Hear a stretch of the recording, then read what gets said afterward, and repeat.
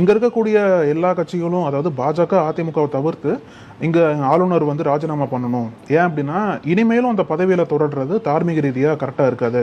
தொடர்ந்தார் அப்படின்னா supreme court உத்தரவுக்கு எதிராக இருக்கிற மாதிரி இருக்கும். அதனால ராஜினாமா பண்ணணும்னு சொல்லிட்டு எல்லாம் குரல் கொடுத்துட்டு இருக்காங்க.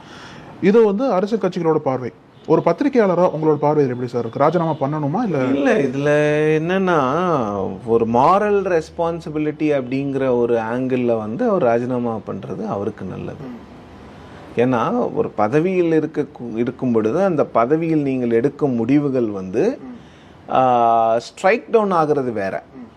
ஆனால் அது இல்லீகல் அப்படின்னு சொல்லியிருக்காங்கல்ல சுப்ரீம் கோர்ட். நீங்கள் பண்ணது வந்து சட்டவிரோதம், சட்டத்துக்கு எதிரான ஒரு விஷயம் அப்படின்னும் போது தார்மீகமாக பதவி விலகணுங்கிறது வந்து ஒரு மாரல் ரெஸ்பான்சிபிலிட்டி எடுக்கணும். ஏன்னா ஒரு அமைச்சர் வந்து ஊழல் காரணங்களுக்காக, ஊழல் குற்றச்சாட்டுக்காக சிறை செல்லும் பொழுது அவர் ராஜினாமா பண்ணணும்னு சொல்றோம். அவர் மீதான குற்றம் நிரூபிக்கப்படவில்லை, அவர் மீதான குற்றம் உண்மையா இல்லையா என்று நீதிமன்றங்களுக்கு தெரியாது, எதுவுமே தெரியாது. அவர் மீது ஒரு குற்றச்சாட்டு சுமத்தப்படுகிறது. அந்த குற்றச்சாட்டின் அடிப்படையில் அவர் கைது செய்யப்படுகிறார். கைது செய்யப்பட்டனாலே அவர் வந்து அமைச்சர் பதவியில் இருக்கக்கூடாதுன்னு எல்லாரும் போர்க்கொடி தூக்குகிறார்கள். அவரை அமைச்சர் பதவியிலிருந்து நீக்குகிறார்கள் ஒரு சில இடங்கள்ல.